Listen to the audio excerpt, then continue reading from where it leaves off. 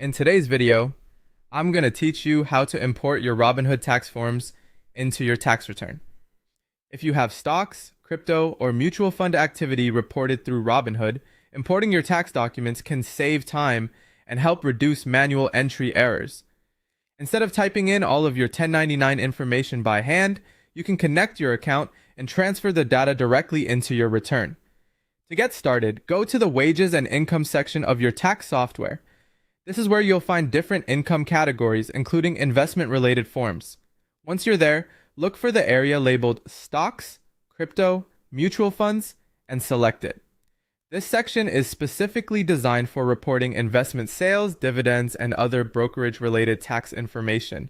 After opening that section, click Import. This will bring up a list of financial institutions and brokerages that support direct data transfer. From that list, choose Robinhood. Selecting the correct provider is important because it helps the system pull the right tax documents associated with your brokerage account. Next, sign in using your Robinhood credentials to connect your account. For privacy and security, make sure you're entering your information only in the official sign-in window provided through the tax software. Once you log in successfully, the platform will begin transferring your 1099 data directly into your return. Depending on your account activity, this may include information related to stock sales, crypto transactions, dividends, or other investment income reported by Robinhood. Give the import a moment to complete, especially if you had a high number of transactions during the year. Once the transfer finishes, review the imported data carefully before moving on.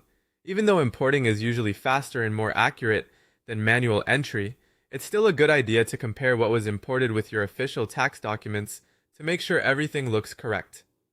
Pay close attention to totals, account details, and transaction categories. If everything matches, you can continue through the rest of your return with more confidence that your investment information has been entered properly. This is a simple way to streamline the tax filing process and avoid spending extra time entering each detail yourself. That's how to import your Robinhood 1099 data into your tax return.